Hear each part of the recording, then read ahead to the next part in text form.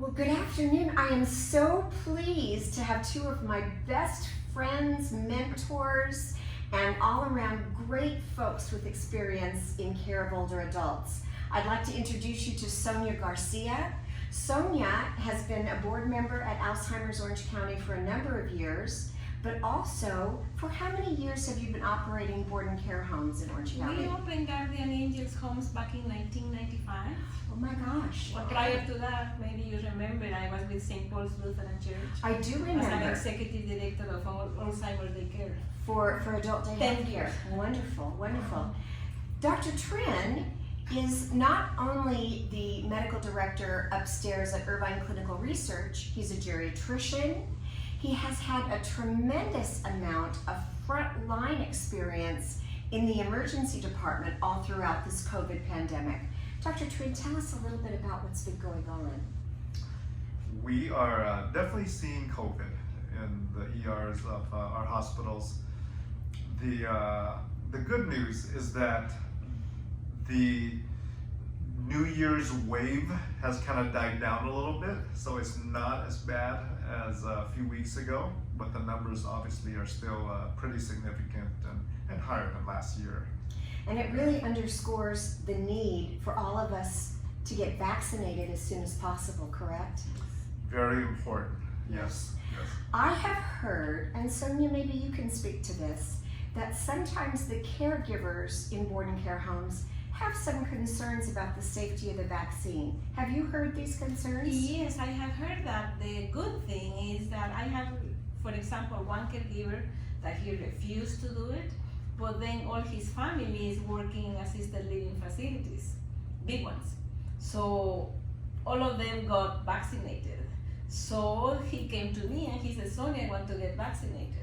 Then the followers of him, because he's a lead caregiver, like 6 of them told me, oh yes, Sonia, we want to get vaccinated too. Great. So the trend is more and more caregivers are understanding how important it is. Understanding, and I send them to their own doctors.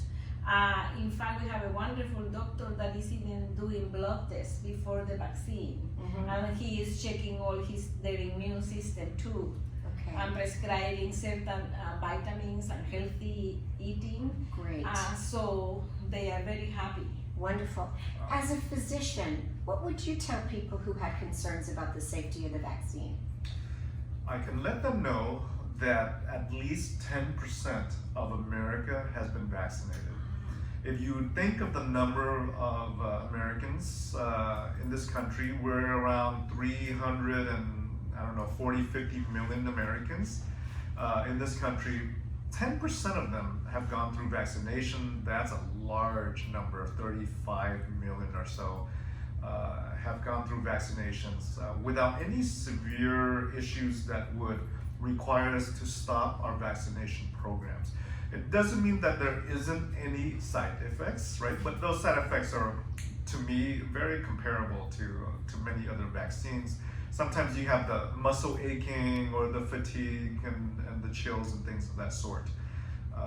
But when we weigh the risk versus the benefit, I've been vaccinated. Every physician in our hospital and the nurses that we know in the multiple hospitals around here have been vaccinated as well, and without any severe or significant issues. That's great. It's really wonderful to know that the safety profile of the vaccines is extremely high. I've been vaccinated, and I'm encouraging everyone to get their vaccinations just as soon as possible.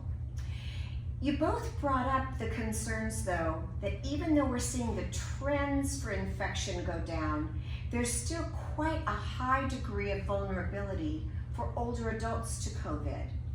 And this brings up what Alzheimer's Orange County has recently done, which is open up a COVID positive short stay unit so that people who need to be isolated, let's say, Sonia, you have one person in a board and care who tested positive for COVID, but they had a little bit of memory loss or were a little confused. Does it become hard to isolate them?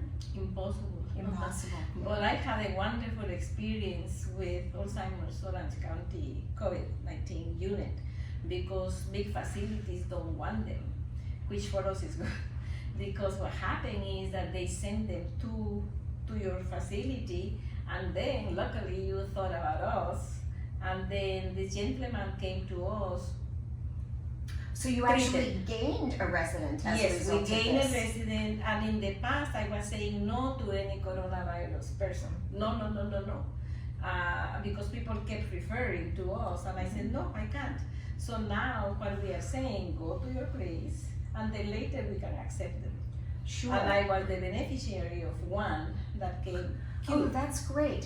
What happens is if somebody has a COVID positive test, then they can be referred to the Alzheimer's Orange County COVID positive unit. They come to us and we take care of them in a really wonderful, tender care environment with highly skilled, trained caregivers, LVNs, registered nurse care managers, trained caregivers. Their COVID resolves over about 14 to 21 days to the point where they're no longer contagious. Then they go back to their previous residence. Yes, unless they don't want them.